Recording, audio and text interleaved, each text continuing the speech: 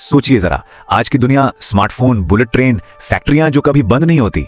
कभी दिमाग में आया है कि ये सब शुरू कहां से हुआ? चलिए आज उसी चिंगारी की कहानी जानते हैं जिसने हमारी इस मॉडर्न दुनिया को बनाया। और देखिए, ये सवाल सिर्फ हिस्ट्री की किताबों का नहीं है, ये हमारे आज का सवाल है।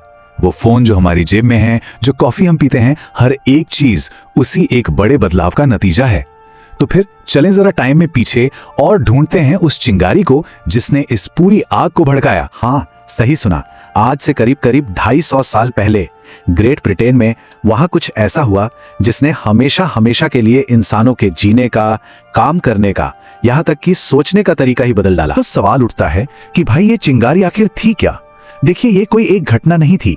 असल में ये टेक्नोलॉजी और इकोनॉमी का एक ऐसा जबरदस्त कॉम्बिनेशन था जिसने इस क्रांति को, इस रेवोल्यूशन को जन्म दिया। इसको ना ऐसे समझते हैं, हजारों साल से इंसान क्या कर रहा था? खेती कर रहा था, अपने हाथों से चीजें बना रहा था, बस। और फिर अचानक से मशीनें आ गईं। और ये सिर्फ कोई टेक्निकल चेंज नहीं था, नहीं, ये तो इंसान की पूरी जिंदगी में, उसकी सोसाइटी में, उसकी इकोनॉमी में एक भूचाल जैसा था। अब जरा इन आविष्कारों को देखिए, ये सिर्फ मशीनें नहीं थी, ये तो गेम चेंजर थे। जैसे 1760 में आई स्पिनिंग जेनी। सोचिए, एक मजदूर जो पहले एक तकली से धागा काटता था, अब वो एक साथ 8 बल्कि उससे भी ज्यादा तकलियों पर काम करने लगा। मतलब प्रोडक्शन की स्पीड कई गुना बढ़ गई। और फिर आया जेम्स वॉट का स्टीम इंजन। भाई, ये थी असली क्रांति। अब फैक्ट्रियों को पावर के लिए नदियों के भरोसे रहने की कोई जरूरत नहीं थी। स्टीम की ताकत से उन्हें कहीं भी, किसी भी शहर के बीचों बीच लगाया जा सकता था। इसने तो इंडस्ट्री को जैसे अनलिमिटेड एनर्जी दे दी। और हाँ, इन बड़ी बड़ी पावरफुल मशीनों को रखने के लिए जगह भी तो बड़ी चाहिए थी। यहीं से जन्म हुआ फैक्ट्री सिस्टम का। अब काम लोगों के घरों से, उनकी झोपड़ियों से निकलकर इन विशाल, शोर शराबे और धुएं से भरी जगहों पर आ गया। और इसने काम करने के तौर तरीकों को हमेशा के लिए बदल दिया।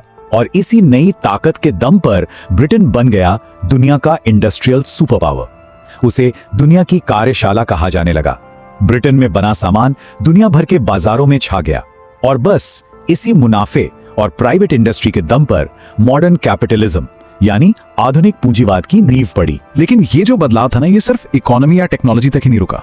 नहीं, इसने तो समाज के पूरे ताने बाने को ही उधेड़ कर रख दिया। जरा इस नंबर पर गौर कीजिए, 20 करोड़। सिर्फ एक सदी के अंदर यूरोप की आबादी डबल हो गई। 10 करोड़ से सीधे 20 करोड़। हुआ ये कि खेती के बेहतर तरीकों और थोड़ी बहुत मेडिकल एडवांसमेंट से लोगों की जिंदगी लंबी और हेल्दी हो गई। ये एक तरह का पॉपुलेशन एक्सप्लोजन था। और इतनी बड़ी आबादी अब काम की तलाश में गांवों को छोड़ छोड़कर शहरों की तरफ भागने लगी।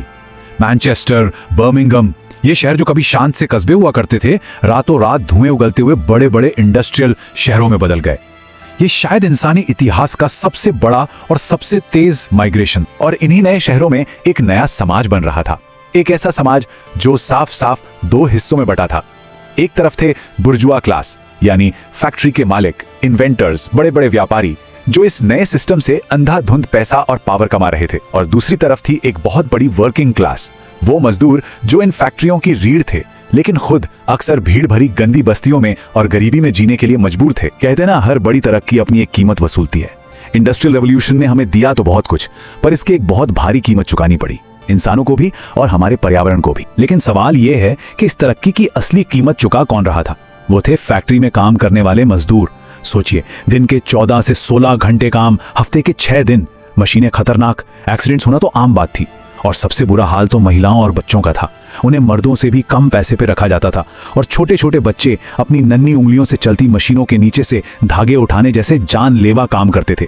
ये था उस औद्योगिक चमत्कार का एक बेहद क्रूर चेहरा। ये जो बात है ना, ये उस दौर के दोहरे चरित्र को एकदम सटीक तरीके से बताती है। एक तरफ तो थी कमाल की तरक्की और दूसरी तरफ थी इंसानों की भयानक पीड़ा। और शोषण सिर्फ इंसानों का नहीं हो रहा था, हमारे पर्यावरण का भी हो रहा था।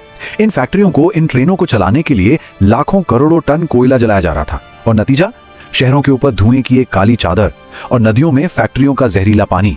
हम आज जिस क्लाइमेट क्राइसिस की बात करते हैं ना, उसकी जड़ें कहीं ना कहीं उसी धुएं में हैं। पर इंसान हमेशा चुप नहीं बैठता।